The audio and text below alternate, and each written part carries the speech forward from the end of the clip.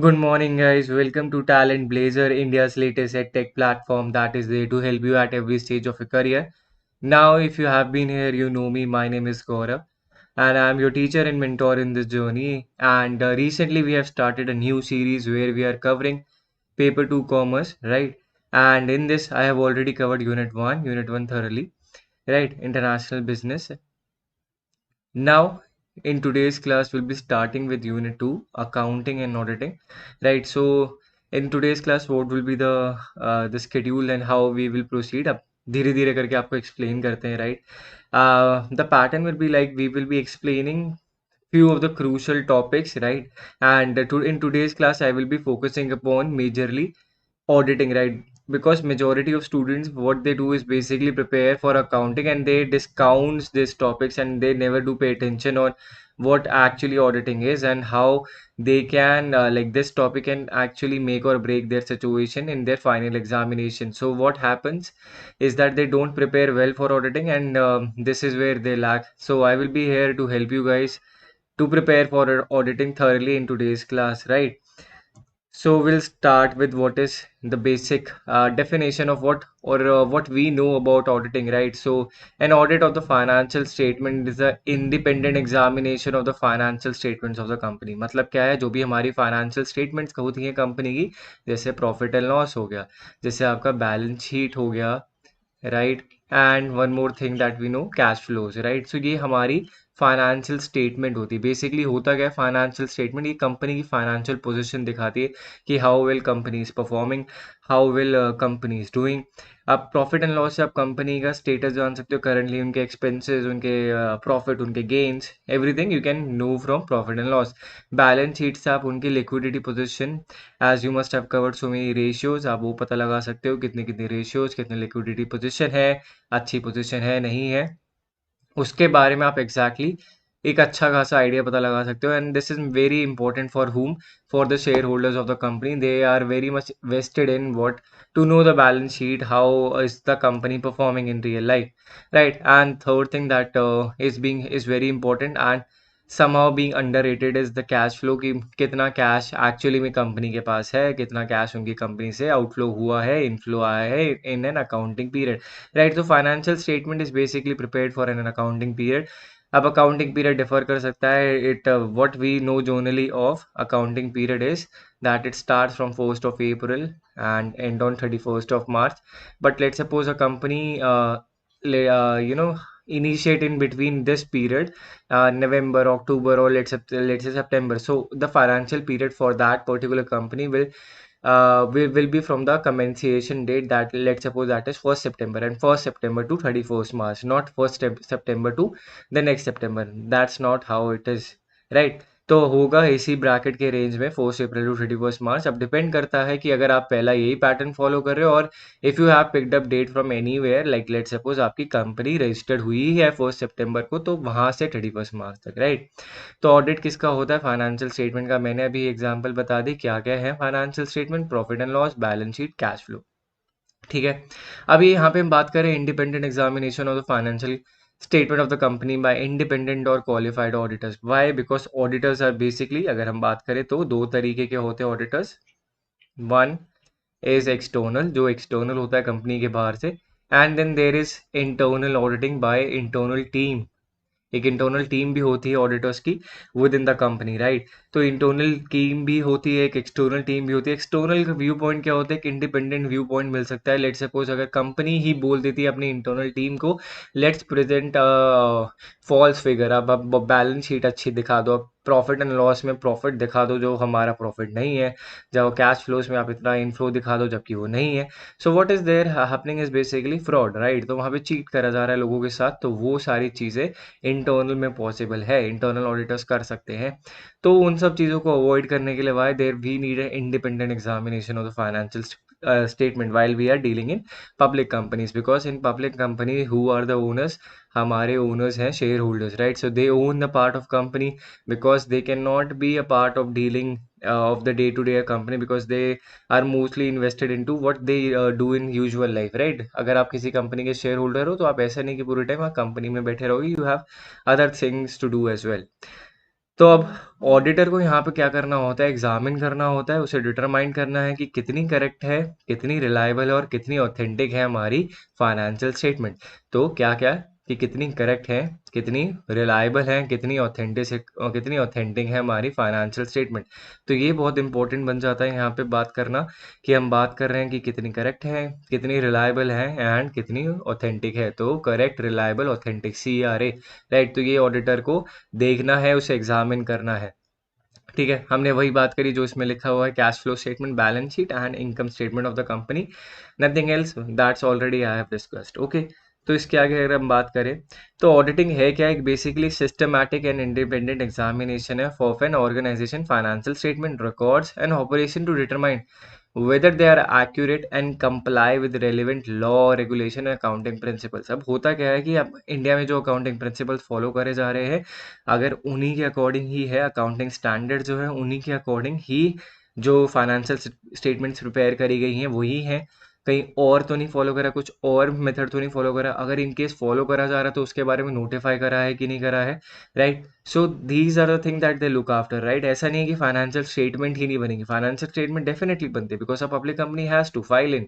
अब public company filing करेगी तो people will know, as in public and private company both have to file their financial statement. उनकी तो financial statement file होती ही होती है। अब ऑडिटिंग क्या है, एक सिस्टमैटिक और इंडिपेंडेंट एग्जामिनेशन। मैंने वो इस पे यहाँ पे ध्यान देने के लिए कहा, एक वर्ड जो है हमें याद रखना है कि वो है इंडिपेंडेंट एग्जामिनेशन। जब भी इंडिपेंडेंट एग्जामिनेशन की बात करेंगे तो we are talking about auditors here, because their opinions are not aligned with how company wants it to be, right। Company चाहेगी अपने पोजीशन को अच्छा दिखाना है, even if they are not at that stage और दैट पॉइंट, राइट। अब determine करना कि वो एक्यूरेट है, कंप्लाई करते हैं with relevant law, regulations and accounting principle. जो भी लॉ आपकी कंट्री में है, जो भी आपके अकाउंटिंग प्रिंसिपल फॉलो करे जाते हैं, जैसे हमारे इंडिया में अकाउंटिंग स्टैंडर्ड्स को फॉलो करा जाता है, दूसरे नेशंस में कुछ और फॉलो करा जाता है, वही भी अकाउंटिंग स्टैंडर्ड से related, because we are trying to make accounting uniform across the globe, right. ऐसा नहीं है कि बहुत डिफिकल्टी करे, because as an accountant here, as an accountant in somewhere else, ऐसा ना हो कि आपको कब, because companies are becoming global. ऐसा नहीं है कि companies operating in only one nation and multinational companies भी हैं, ऑपरेट कर रही हैं। सो ऐसे अकाउंटिंग स्टेटमेंट्स में इतनी डिस्पैरिटी नहीं होती है, उसको सिमिलर बेसिस पे ही रखा जाता है। It is perform by qualified professional known as auditor. तो आपको ऑडिटर बनने के लिए आप पहले क्वालिफाइड होने चाहिए उस पोजीशन के लिए, क्वालिफाइड प्रोफेशनल्स। जैसे हमारे CA होते हैं मोस्टली ऑडिटर्स, आप कॉस्ट अकाउंटेंट भी हो सकते हैं, CA में भी हो सकते हैं, CS भी होते हैं, कंपनी सेक्रेटरीज कम होते हैं, बट मोस्टली CA ही हमारे ऑडिटर्स होते हैं, जो यूज़ करते हैं auditing techniques to gather and evaluate evidence about the financial statement and internal controls that supports him. ठीक है, तो ऐसा नहीं है कि auditing just restricted to those particular profession, but हाँ इन्हीं प्रोफेशन से ही ऑडिटर्स आते हैं, और because they are from that background, so they are more likely to be fair, and उनकी जो असेसमेंट होती है that would be more technical, because given they are from that technical background, so what we can say, they are expert of their field, right। तो auditing एक systematic and independent examination है।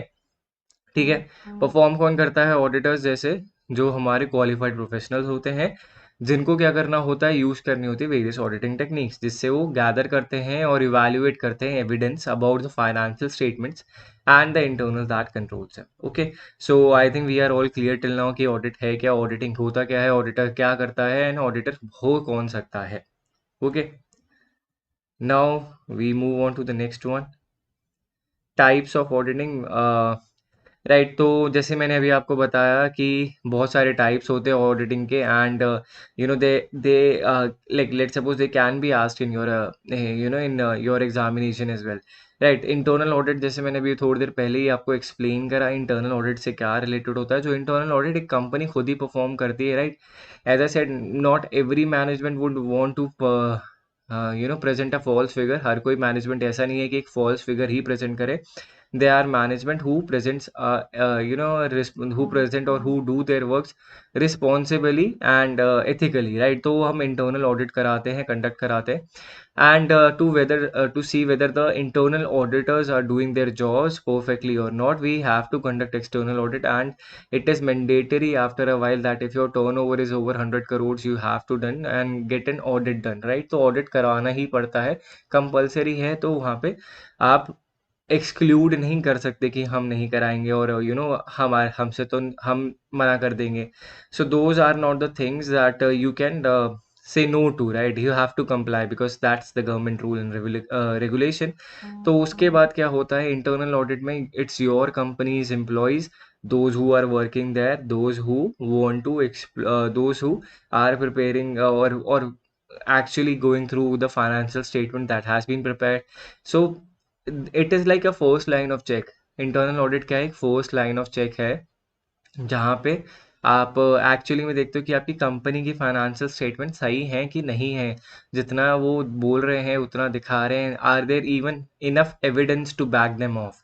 ठीक है, तो internal audit is like we can say first line of check. ठीक है, external audit is like basically if your internal auditing department has been compromise, अगर वो कॉम्प्रोमाइज हो गया और वो एक गलत और सही आउटपुट और सही रिजल्ट नहीं दे रहा है, so what you need is an external team of auditors who will do their work firstly independently. हमें जैसे मैंने बताया वर्ड पे ध्यान देना, इंडिपेंडेंट होने चाहिए, independently they have to do their work, right? उन पे भी कोई फोर्स नहीं होना चाहिए. Whatever they work they want to do, whatever suggestion they want to make, they can do it openly, right, freely without any coercion. कोई उन पे प्रेशर नहीं होना चाहिए, independently they can work.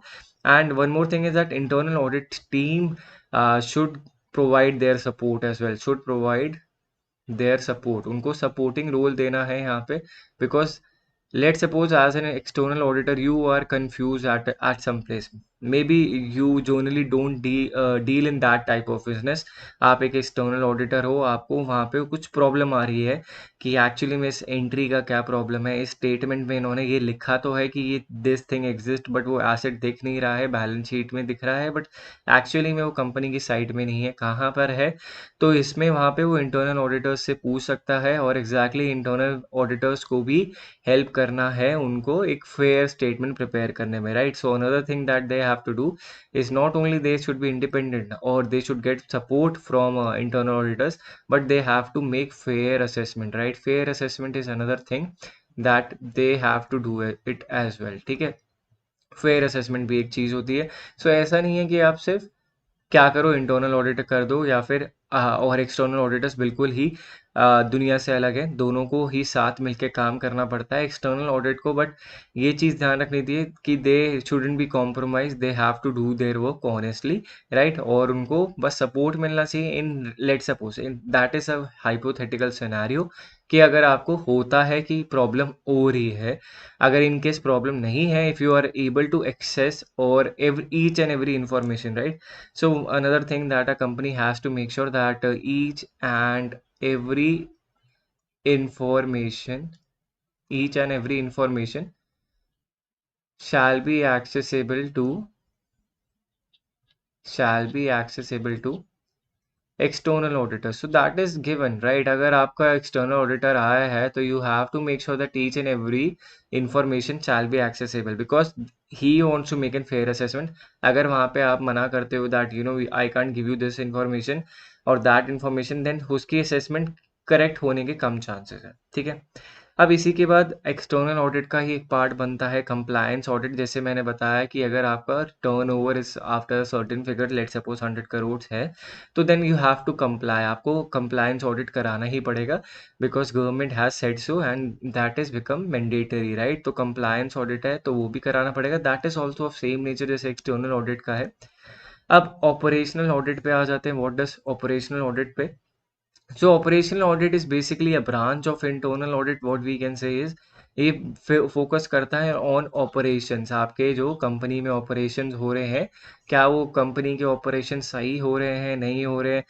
The tools that the company says or the machines that are being used in the operations are being running properly और not. तो operational audit करना ज़रूरी होता है. क्यों? क्योंकि यहाँ पे let's suppose if you are in a manufacturing business, you have to use some tools or machines to make sure you are doing the manufacturing perfectly, right?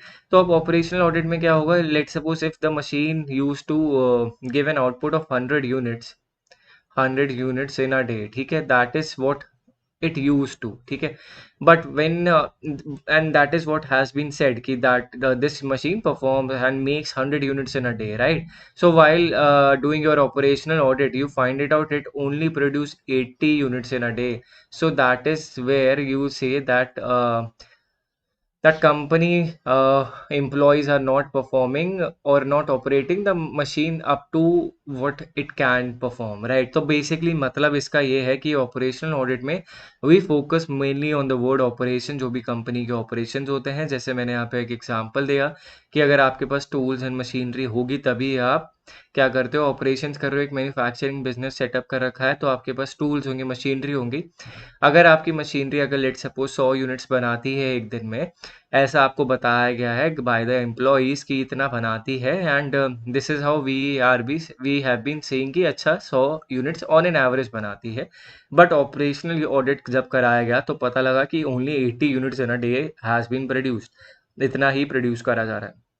तो अब उसकी वजह से क्या प्रॉब्लम हो रहा है कि जितना हो सकता था उतना नहीं हो पा रहा है इफेक्टिवनेस, और मशीन के ऑपरेशंस में प्रॉब्लम आ रही है। तो मशीन के ऑपरेशन में प्रॉब्लम आ रही है तो उस मशीन को अब क्या चाहिए, या तो रिपेयर एंड मेंटेनेंस चाहिए। तो we have to check upon that parts की रिपेयर एंड मेंटेनेंस की प्रॉब्लम है, या फिर it has to be change, अब काफ़ी पुरानी हो गई है तो परफॉर्मेंस बहुत ख़राब हो गई है, either you have to replace it, ठीक है, इसको आपको शेल्फ आउट करना पड़ेगा, दैट इट हैज़ डन और has been operating for its life. अब काफ़ी टाइम से ये चल रही थी, अब इसके ऑपरेशन पीरियड का टाइम ओवर हो गया है, अब we have to replace it, ठीक है। तो ये हमारा ऑपरेशनल ऑडिट होता है। Just a second, I have to clear some part, ठीक है। अब यहाँ पे हम बात करते हैं कॉस्ट ऑडिट की, एक सेकेंड, राइट। तो अब यहाँ पे हम बात करेंगे नेक्स्ट कॉस्ट ऑडिट की। अगर आप कॉस्ट ऑडिट एक बहुत फेवरेट टॉपिक है आपके एग्जामिनर्स का, राइट। तो कॉस्ट ऑडिट पे आज अच्छे खासी डिस्कशन करेंगे, है क्या cost audit. So cost audit आपका रिलेट करता है जब आप देखते हो कॉस्ट ऑफ प्रोडक्ट से।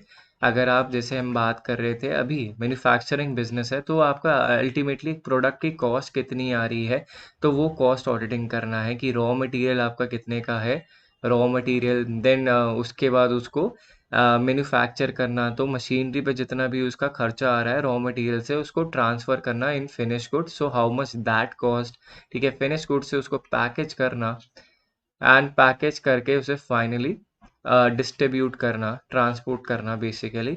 तो how much all of this cost, अगर उसकी कॉस्टिंग निकालनी है, so all of that has been done by cost auditing, ठीक है। कॉस्ट ऑडिटिंग के थ्रू डलती है, जैसे मैंने बताया कि ऑडिटिंग में भी कॉस्ट अकाउंटेंट होते हैं, so there is a different branch. तो cost auditing in itself is a big thing, काफ़ी बड़ी चीज़ हो जाती है। तो वहीं पे मैं अभी बात कर रहा हूँ कॉस्ट ऑडिट, जिसमें हम कॉस्ट ऑफ प्रोडक्ट पे बात करते हैं कि एक्चुअली में कितनी कॉस्ट है उस प्रोडक्ट की। और ये आपको कैसे पता लगता है, आपने रॉ मटेरियल्स प्रोक्योर करे, आप डेफिनेटली आपने प्रोक्योर करे, या फिर आपने यू रेंट इट आउट, या जो भी जैसे भी तरीके से आपने रॉ मटेरियल एक्वायर करा, उसकी भी एक्विजिशन कॉस्ट होगी, एक्वायरिंग कॉस्ट होगी। अब रॉ मटेरियल तो आप सीधा यूज़ नहीं कर सकते if you are in a manufacturing और in some other kind of business. What you want to do is raw material को ट्रांसफॉर्म करना और ट्रांसफ़र करना इन किसे, फिनिश गुड्स में। आप फिनिश गुड्स में ट्रांसफ़र करोगे तो डेफिनेटली उसमें भी कुछ कॉस्ट इन्वॉल्व होगी। तो फिनिश गुड्स के बाद अगर आप सीधा उनको डिस्ट्रीब्यूट नहीं कर सकते, उसके बाद थोड़ा पैकेजिंग होता है, राइट, लेबलिंग होता है, packaging, labelling, and then finally distribute करा जाता है। सो कॉस्ट ऑडिट इसमें इन सब से इन्वॉल्व होता है, and it helps to identify कि एक्चुअली में कितने डिपार्टमेंट्स में कितना कॉस्ट एलोकेट हो रहा है, राइट। डिपार्टमेंट में कितना कॉस्ट एलोकेट करना है, तो दैट इज बेसिकली इनसे ही पता लगता है कि कितना हमारा, जैसे हमारा लेबर्स डिपार्टमेंट है तो हमें कितने लोगों को रखना है, वो उस कॉस्ट को भी डिवाइड करना पड़ता है, ठीक है। तो of labour cost of labour भी आपकी, कि कितने लेबर्स लग रहे हैं उस काम पे और कितना उनको हमें वी हैव टू पे अकॉर्डिंगली, राइट। तो अगर हम उस कॉस्ट ऑफ लेबर को जाने और उसको एसोसिएट करें एक प्रोडक्ट में, because we have to find an individual unit की कॉस्ट, राइट? तो कॉस्ट ऑफ लेबर को भी एलोकेट करना पड़ता है कि कितनी आती है। फिर फिक्स कॉस्ट है, फिर वेरिएबल कॉस्ट है, as we know from economics as well, and if you have read cost accounting तो उसमें भी यही पार्ट होता है कि फिक्स्ड कॉस्ट कितना है, वेरिएबल कॉस्ट कितना है, कितना एलोकेट करना है, and then we find out the cost of 1 unit of a product. ठीक है, ये समझ में आ गया, राइट? तो अब इसके बाद हम बात करते हैं परफॉर्मेंस ऑडिट की। परफॉर्मेंस ऑडिट क्या बात है, क्या नहीं है, ये भी देखते हैं। परफॉर्मेंस ऑडिट नाम से ही पता चल रहा है, नाम से ही थोड़ा गिव अवे हो रहा है। जस्ट अ सेकेंड, मैं भी बता देता हूँ कि क्या है, राइट? तो परफॉर्मेंस ऑडिट की बात कर रहे हैं हम यहाँ पे। अब सी, एज हर एक कंपनी कुछ टारगेट्स लेके चलती है in their mind, that if within a month we are projecting this much sale, right? हम एक टारगेट लेके चलते हैं। लेट्स सपोज हमारा 1000 गुड्स है मैन्युफैक्चर करना, 1000 goods, units 1000 units goods manufacture करना है, टाइम पीरियड में लेता हूँ 1 वीक। ठीक है, ये क्या है, एक हमने टारगेट सेट करा। अब उसके बाद how company performs, either it performs well, वो 1100 यूनिट्स बना देता है, और it perform under performs, it produce only 900 units, right?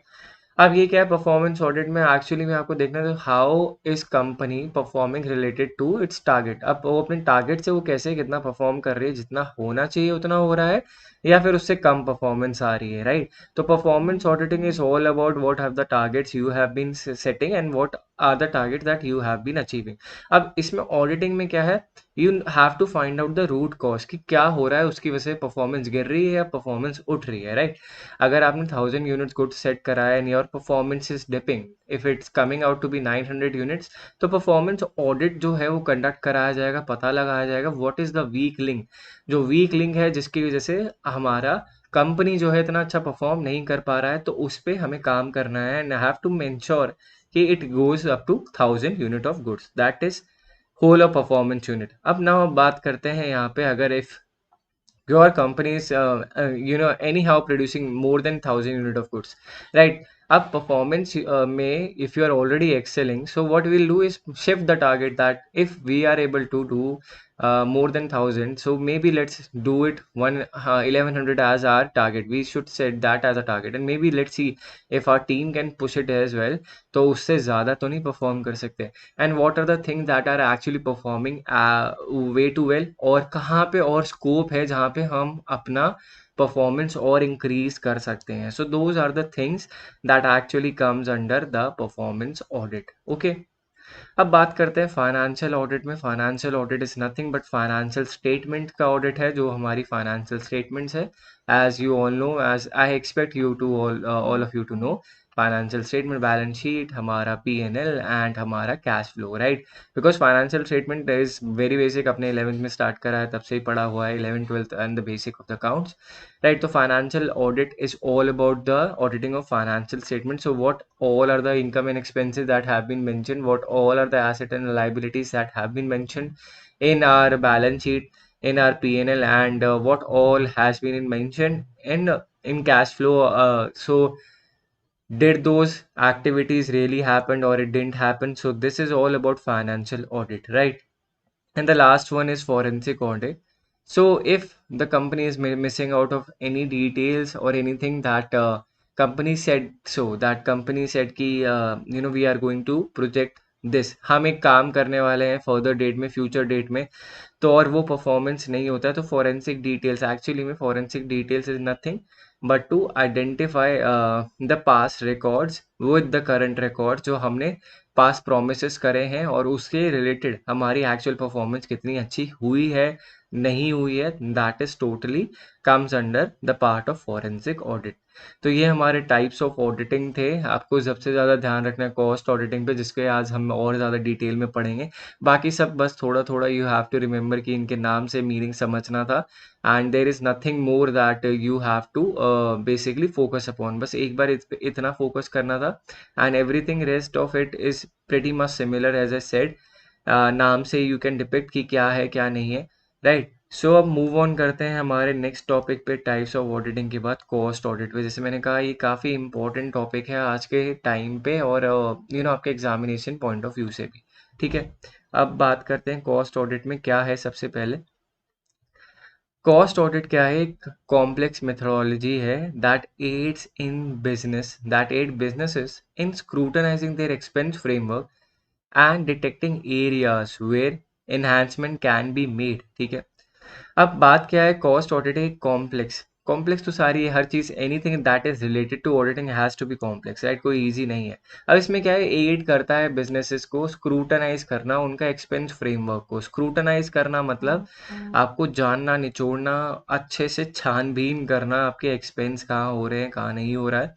It involves a comprehensive analysis of corporation expenditure and earnings to ensure that cost incomes are validated and equitable. तो मतलब कहने का purpose यही है कि जो कंपनी आप कह रही है कि हमने यहाँ एक्सपेंडिचर करे हैं एंड जो हमारी अर्निंग्स हुई हैं वो उतनी ही हुई हैं और उतनी वैलिड है या इक्विटेबल है कि नहीं है। ठीक है, अब ये क्या है, ये this type of audit is typically administered by a proficient practitioner who has been trained to recognize inefficiency and put forward suggestion for executing cost effective measures. ठीक है, अब प्रॉब्लम क्या है ना, काफी लोगों को ये लगता है कि auditing is all about checking. आप कुछ गलत कर रहे होगे तो ऑडिटर आपको ठीक कर देगा। काफी बार क्या होता है, if you are indulge into a practice और आप उस प्रैक्टिस में क्या है इतना अच्छा परफॉर्म नहीं कर पा रहे हो, तो बिकॉज ये जो लोग होते हैं हमारे auditors, they are proficient practitioner, right? वो उन सब चीजों में वो उन्होंने आपसे बेटर बिजनेसेस देखे हैं उसी लाइन में। So what they can do is basically give you an advice that how you can improve as well, right? तो अगर उन्हें कुछ ऐसा आपका एक पार्ट लगता है कंपनी का, राइट, जो एक फंक्शन नहीं कर पा रहा है, लेट सपोज कंपनी 4 क्वाड्रेंट पे बेस्ड है और एक फंक्शन नहीं कर पा रहा है एक पार्ट ढंग से, जिसकी वजह से आपकी कंपनी अभी भी अपने पोटेंशियल तक नहीं पहुंच पाई है जो उसको अचीव कर लेना चाहिए था। तो अब ये क्या होगा, ये सजेशन देंगे जिससे क्या होगा, you can improve on this part and definitely आप अपने कॉस्ट इफेक्टिव मेजर्स को और एनहांस कर सकते हो, right? Because every entrepreneur, every businessman wants to make sure that उसकी कॉस्ट मिनिमाइज हो एंड उसके प्रॉफिट मैक्सिमाइज हो। ठीक है, कॉस्ट ऑडिट है type of financial audit that focuses on a firm cost structure, firm के कॉस्ट स्ट्रक्चर पे बात करता है। ऐसा नहीं है कि सिर्फ it is telling you about कि क्या प्रॉब्लम है क्या नहीं, ये फर्म के कॉस्ट स्ट्रक्चर के बारे में बात करता है। The cost audit checklist entails an exhaustive evaluation of a firm outlays encompassing the cost of vendable goods, यहाँ पे वेरिएबल होगा, राइट? सो और overhead expenses and other expenses arising in the normal business course. तो आपके कितने overhead expenses हैं जो normally अकर कर रहे हैं आपके डे टू डे बिजनेस के रूटीन में, और क्या है कि आपका फाइनेंशियल ऑडिट है जिससे आपका फर्म का कॉस्ट स्ट्रक्चर पता लग जाता है। सो आपकी कॉस्ट जो बेसिकली है, आपकी फर्म की कॉस्ट वो कितनी एलोकेट हो रही है, कहाँ एलोकेट हो रही है एंड कहाँ पे इसको और इफेक्टिव करा जा सकता है। So all of this can be determined by cost audit, right? तो कॉस्ट ऑडिट काफ़ी इंपॉर्टेंट बन जाता है and this is why many of the businesses actually focuses upon getting their cost audit done because cost audit आपको एक extra perspective देता है that how you can improve on your cost effectiveness, right? तो ये cost effectiveness की बात ज़रूर करता है एंड कॉस्ट इफेक्टिवनेस पे अगर आप इम्प्रूव कर सकते हो then basically what will happen that your cost will go down and profit will move up. तो यही है ultimate motive of getting the cost audit done. ठीक है, अब बात करते हैं next, what is the importance of cost audit? क्या इम्पोर्टेंस है कॉस्ट ऑडिट का, तो इसके बारे में डिस्कस करते हैं, राइट? तो कॉस्ट ऑडिट क्या करता है, एक प्रोवाइड करता है reliable information for management decision related to cost reduction and optimization. So this what it basically does is you to provide reliable information. देखो हमने कहा कि कॉस्ट ऑडिट करना बहुत जरूरी है। अब करके क्या फायदा होता है, फर्स्टली कि आपको एक इफेक्टिव डिसीजन मेकिंग के लिए you get another opinion, so that other opinion matters a lot. ठीक है, सेकेंड इज कि you get a reliable information. अब जो मैनेजमेंट होती है कंपनी में that they make decisions on whatever the information that is being presented to them. अगर कोई रिलायबल इंफॉर्मेशन उनके सामने आएगी जो कि किससे रिलेटेड है, कॉस्ट रिडक्शन एंड ऑप्टिमाइजेशन से, तो definitely they will consider that and जब वो कंसिडर करेंगे तो इससे क्या होगा, आप ये असिस्ट करेगा कि आप कौन सा सेलिंग प्राइस आपका बेस्ट रहेगा ऑफ अ प्रोडक्ट और सर्विस। और फर्स्टली कॉस्ट ऑडिट क्या करता है, जैसे मैंने कहा कि एक रिलायबल इंफॉर्मेशन प्रोवाइड करता है for management decisions related to cost reduction and optimization. तो ये चीज़ गिवन है। अब असिस्ट करता है in choosing the correct selling price of a product and service. Let suppose आपने सेलिंग प्राइस सही से सिलेक्ट नहीं करा है और you are operating in in the market. अब हो क्या रहा है, आपने सेलिंग प्राइस बढ़ा के रखा हुआ है एंड आपकी सेल्स जो है इतनी बढ़ नहीं रही है, सेल्स गिरी हुई है। उसकी वजह से क्या हो रहा है कि आपकी मार्केट में प्रॉफिट नहीं बन पा रहा, आपकी ब्रांड नहीं बन पा रही, ना रेपुटेशन बन पा रहा है। तो अब होता क्या है, जब आपका कॉस्ट ऑडिट हुआ तो जो कॉस्ट ऑडिटर रहा उसने कहा कि आप सेलिंग प्राइस को थोड़ा रिड्यूस करो। और सेलिंग प्राइस के बाद अगर रिड्यूस करने के बाद यहाँ पे आपको दिखेगा थोड़ा इसको ऑप्टिमाइज करके ना आपकी सेल्स बढ़ेंगी। ठीक है। अब करेक्ट प्राइस चूज करना, सिलेक्ट करना बहुत मुश्किल होता है, because you have to be a good market reader. जब तक आप एक अच्छे मार्केट रीडर नहीं हो पाओगे तब तक आपको पता नहीं लगेगा कि कस्टमर कितना विलिंग करते हैं आपके प्रोडक्ट के लिए पे करने के लिए। लेट सपोज आपकी ब्रांड वैल्यू अच्छी नहीं है तो कस्टमर ज़्यादा पे नहीं करेंगे, हायर प्राइस पे नहीं करना चाहेंगे। ठीक है। अ कॉस्ट ऑडिट क्या करता है, इंश्योर करता है that company complies with legal and regulatory provision related to cost accounting. जितने भी कंपनीज है उन्हें लीगल एंड रेगुलेटरी प्रोविजंस को इम्प्लाई करना ही, कंप्लाई करना ही है। अगर in case if you fail in complying तो वहाँ पे आपके पास नोटिस आ जाता है from the government of India, from the tax department. And if you are missing with the environmental part तो आपको एनवायरमेंटल रेगुलेशंस की तरफ से नोटिस आ जाएगा that you know you are not doing things right.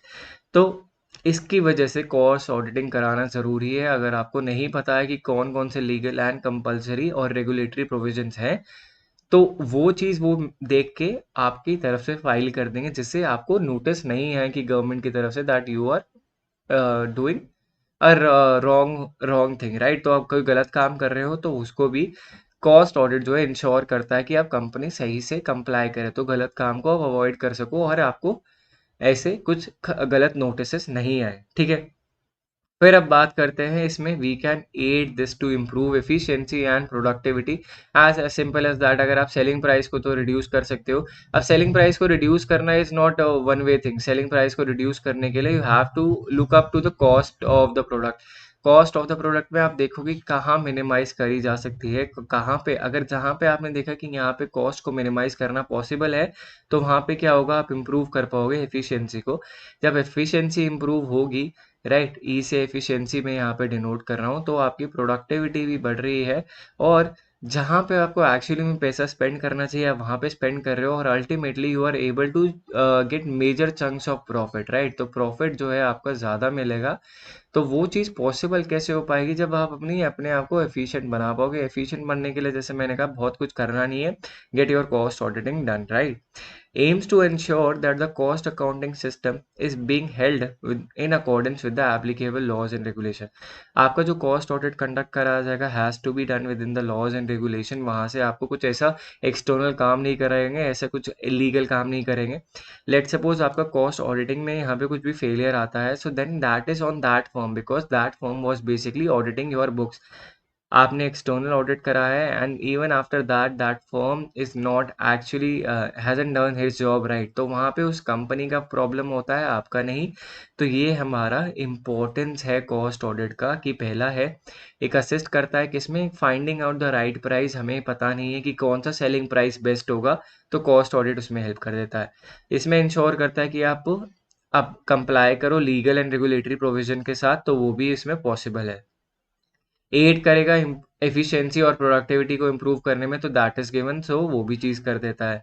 AIIMS to assure that cost accounting system being held in accordance with the applicable laws and regulation, तो that is also possible right। so thank you all for joining today। अगर आपको video पसंद आया होगा तो like करना मत भूलना। make sure that you do subscribe to the channel right। why? because whenever I come up with a new video you get notified for the same, and share this video with your friends as well। आप ये video share करो अपने friend के साथ, all those who are preparing or will be preparing for your paper 2 commerce right। so what you have to do is basically share. Now I'll tell you about the Talent Blazor app, right? The app is available on Play Store. The link for the same will be given in the description below. It's available for free. You can download from the Play Store. And if you want to test yourself, तो यहाँ पे आप अपने आप को test भी कर सकते हो. Why? Because यहाँ पे मॉक टेस्ट है with detailed solutions. So if you want to give it a try कि आपकी प्रिपरेशन कितनी चल रही है, कितनी सही जा रही है, तो all of it can be tested through Talent Blazor app. You can download it for free. कोई भी चार्जेस नहीं है, कोई भी प्रॉब्लम नहीं है, right. As a said, if you like the video, make sure you hit the like button and subscribe करना मत भूलना and hit the bell icon as well.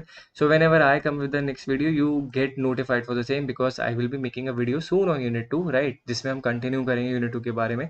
और जैसे मैंने बोला, शेयर करना मत भूलना this video with your friends, right. So that will be all for today's class. आज की क्लास में इतना